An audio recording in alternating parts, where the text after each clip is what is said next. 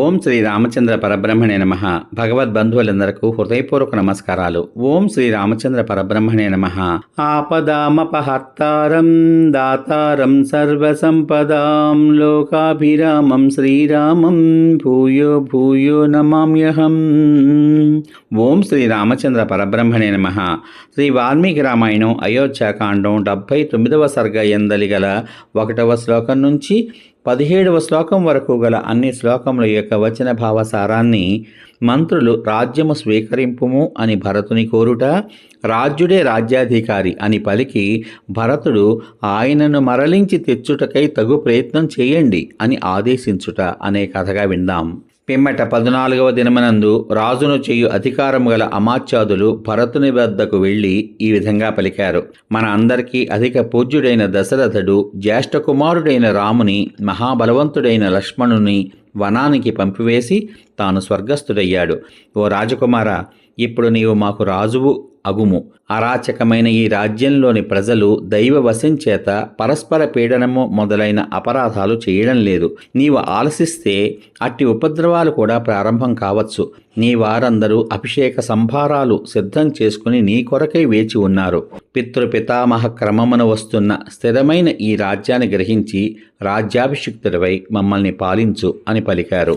నియమమును అవలంబించిన భరతుడు అభిషేకానికి సంబంధించిన ఆ సమస్త వస్తు సముదాయమునకు ప్రదక్షిణ నమస్కారాలు చేసి వారందరికీ ఈ విధంగా ప్రత్యుత్తరమిచ్చాడు. మా వంశంలో ఎల్లప్పుడూ పెద్ద కుమారుడే రాజవ్వడం ఉచితంగా ఉన్న ఆచారం. అన్నీ తెలిసిన మీరు నాతో ఈ విధంగా పలకడం యుక్తం కాదు. మా సోదరులలో పెద్దవాడైన రాముడు రాజు కాగలడు.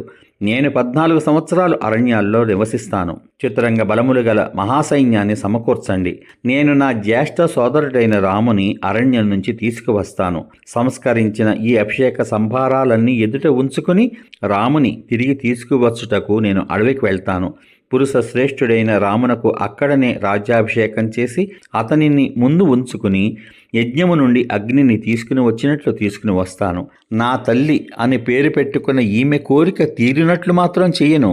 నేను దుర్గమమైన అరణ్యంలో నివసిస్తాను. రాముడే రాజు కాగలడు. శిల్పులు ఎత్తు పల్లములున్న ప్రదేశములు సమముగా ఉన్నట్లు చేసి మార్గాన్ని ఏర్పరచాలి. ప్రవేశింపశక్యం కాని ప్రదేశములలో సంచరించగలుగు రక్షకులు మార్గమునందు మన వెంటనే రావాలి అని పలికాడు. ఈ విధంగా మాట్లాడుతున్న ఆ భరతునితో ఆ జనులందరూ శోభాయుక్తము, చాలా ఉత్తమము అయిన మాట అన్నారు. పెద్దవాడైన రాజకుమారునికి రాజ్యం ఇవ్వాలి అని అభిలషిస్తూ ఈ విధంగా మాట్లాడుతున్న నిన్ను లక్ష్మి ఆశ్రయించునుగాక అని పలికారు. తమ చెవులు ప్రత్యక్షంగా వినున్నట్లు ఆ రాజకుమారుడు పలికిన మాటలు విన్న పిదప అతని విషయంలో కలిగిన ఆనందం చేత ఆ పూజ్యులైన జనుల నేత్రముల నుండి కన్నీటి బిందువులు కారాయి.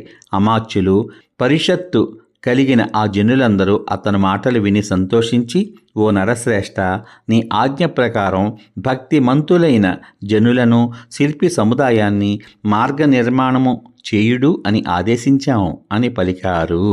సమాప్తం.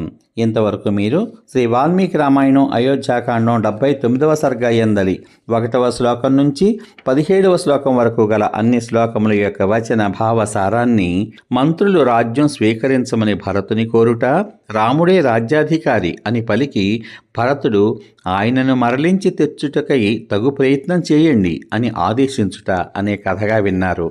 రేపటి భాగంలో శ్రీ వాల్మీకి రామాయణం అయోధ్యాకాండం 80వ సర్గ ఎందలి గల 1వ శ్లోకం నుంచి 22వ శ్లోకం వరకు గల అన్ని శ్లోకముల యొక్క వచన భావసారాన్ని, అయోధ్య నుండి గంగా తీరము వరకు శిల్పులు రాజమార్గము నిర్మించుట అనే కథగా వింటారు. ఓం శ్రీ రామచంద్ర పరబ్రహ్మణే నమః. శ్రీరామ రామ రామేతి రమే రామే మనోరమే సహస్రనామ తత్తుల్యం రామనామ వరాననే. ఓం శ్రీ రామచంద్ర పరబ్రహ్మణే నమః. సర్వే జనా సుఖినో భవంతు. శుభమస్తు. స్వస్తి.